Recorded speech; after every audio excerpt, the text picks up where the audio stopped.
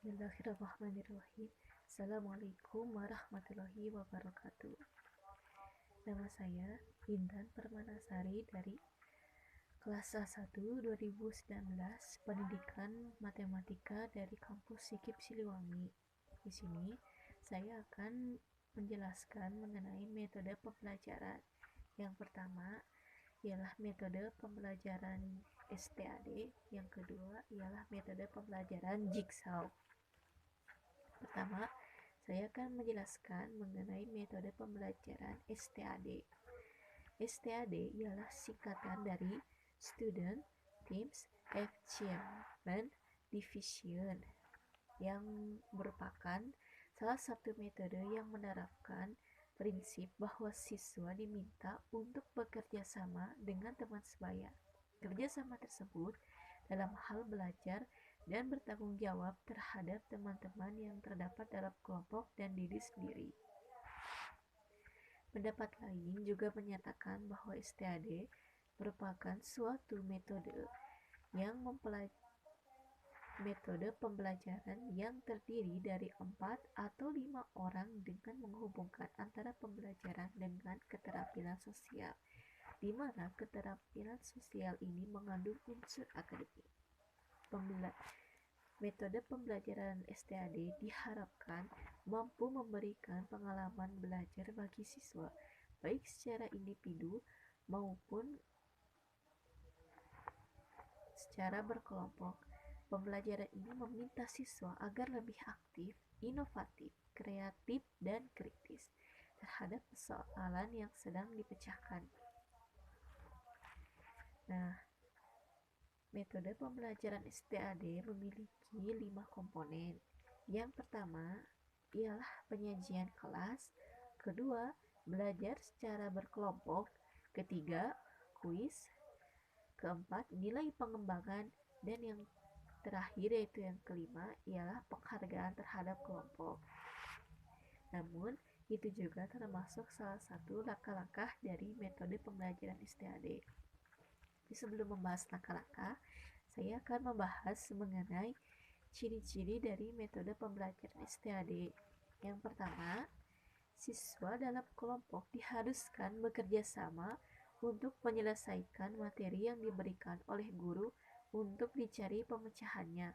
Yang kedua, kelompok yang dibentuk merupakan kelompok yang heterogen, terutama dalam hal akademik, di mana terdapat siswa yang memiliki kemampuan akademik yang tinggi, sedang, dan kemampuan yang rendah. Ketiga, kriteria kelompok heterogen tersebut dapat ditambahkan dengan perbedaan dalam jenis, kelamin, suku, maupun ras. Yang keempat, penghargaan yang diberikan oleh guru lebih baik berorientasi pada kelompok dibandingkan kepada siswa. Selanjutnya, saya akan menjelaskan mengenai langkah-langkah dalam metode pembelajaran STAD.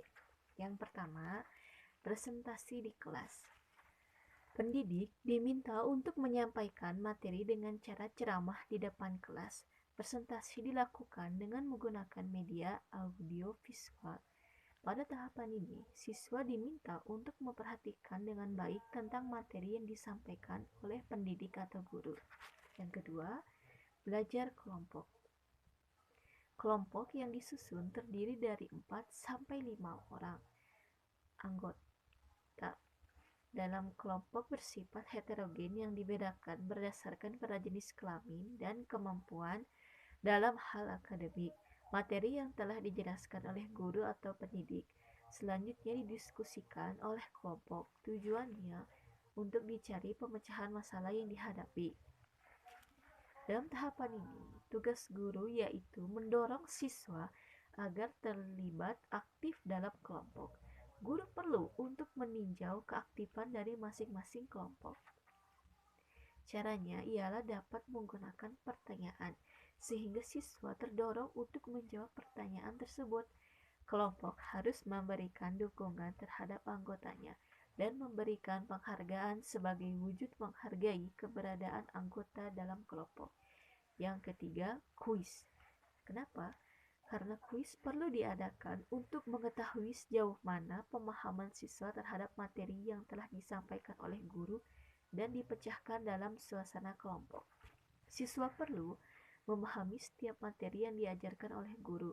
Siswa tidak diperkenankan menyontek jawaban dari teman yang lain, sebab kuis tersebut dimaksudkan untuk mengetahui pemahaman mereka masing-masing. Keempat, peningkatan skor untuk kuis individu. Peningkatan skor dimaksudkan agar siswa mau berusaha agar untuk memperoleh skor yang lebih baik dengan cara belajar secara maksimal. Setiap siswa dapat memberikan atau menyumbangkan nilai yang diperoleh pada kelompok. Skor awal yang diberikan pada siswa, kemudian skor-skor yang diperoleh dibandingkan dengan skor hasil dari kuis. Penghargaan kelompok, lalu terakhir ialah penghargaan kelompok. Penghargaan terhadap kelompok akan dapat diperoleh ketika telah mencapai nilai rata-rata. Artinya, apabila nilai rata-rata kelompok mampu mencapai kriteria, maka kelompok akan dapat memperoleh penghargaan. Nah, selanjutnya saya akan menjelaskan mengenai kelemahan dan kelebihan, yaitu keunggulan dari metode STAD. Yang pertama, siswa berperan aktif dalam membantu dan memberikan motivasi semangat untuk keberhasilan bersama dalam kelompok. Kedua, interaksi yang terjadi antara siswa seiring dengan peningkatan kemampuan siswa dalam menyampaikan suatu pendapat. Yang ketiga, membantu siswa dalam memudahkan untuk melakukan penyesuaian. Keempat, mampu meningkatkan perasaan saling percaya di antara anggota kelompok dan lebih luas di antara sesama manusia. Kelima, membantu siswa menghilangkan sifat yang suka mementingkan diri sendiri terhadap orang lain.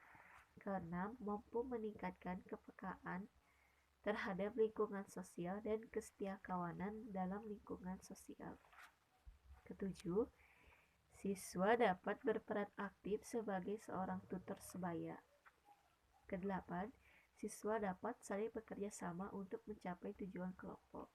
Berikutnya, saya akan menjelaskan mengenai kelemahan metode pembelajaran STAD.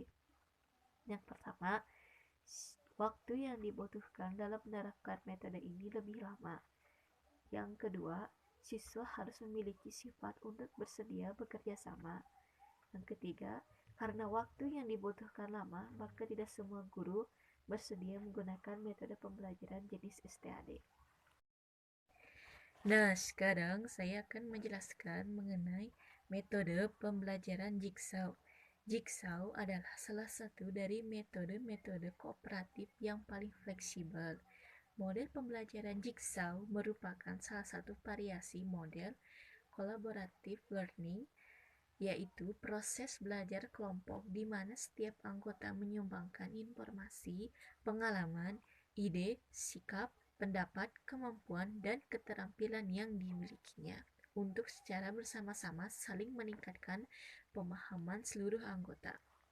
Pembelajaran kooperatif tipe Jigsaw adalah suatu tipe pembelajaran kooperatif yang terdiri dari beberapa anggota dalam satu kelompok yang bertanggung jawab atas penguasaan bagian materi belajar dan mampu mengajarkan materi tersebut kepada anggota lain dalam kelompoknya.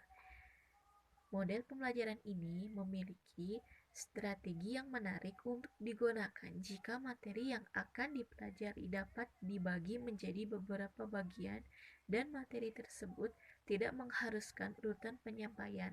Kelebihan strategi ini ialah dapat melibatkan seluruh peserta didik dalam belajar dan sekaligus mengajarkan kepada orang lain. Penerapannya akan saya jelaskan, yaitu para siswa belajar dalam tim yang heterogen.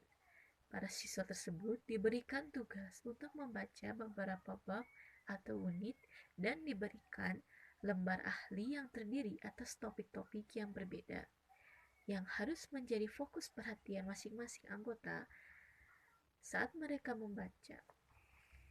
Setelah semua peserta didik selesai membaca, siswa dari tim yang berbeda mempunyai fokus topik sama bertemu dalam kelompok ahli untuk menentukan topik mereka.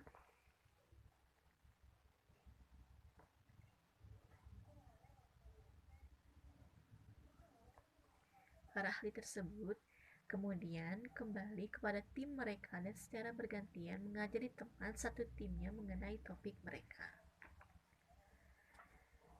Selanjutnya, para siswa menerima penilaian yang mencakup seluruh materi dan topik, dan juga skor kuis akan menjadi skor tim. Skor-skor yang dikontribusikan para siswa kepada timnya didasarkan pada sistem skor perkembangan individual, dan para siswa yang timnya meraih skor tinggi akan menerima sertifikat atau bentuk-bentuk rekognisi tim lainnya. Dengan demikian, para siswa termotivasi untuk mempelajari materi dengan baik dan untuk bekerja sama dalam kelompok ahli mereka supaya dapat membantu timnya melakukan tugas dengan baik. Sekarang, saya akan menjelaskan mengenai tahapan-tahapan penerapan pembelajaran model Jigsaw. Yang pertama, pilihlah materi belajar yang dapat dipisah menjadi bagian-bagian. Sebuah bagian dapat disingkat seperti sebuah kalimat atau beberapa halaman. Yang kedua, hitung jumlah bagian belajar dan jumlah peserta didik. Dengan satu cara yang pantas, bagikan tugas yang berbeda kepada kelompok peserta yang berbeda. Ketiga, setelah selesai, bentuk kelompok jigsaw learning. Setiap kelompok ada seorang wakil dari masing-masing kelompok dalam kelas. Keempat, kemudian bentuk kelompok peserta didik jigsaw learning dengan jumlah yang sama. Nah, sekarang saya akan menjelaskan mengenai faktor keberhasilan model pembelajaran jigsaw.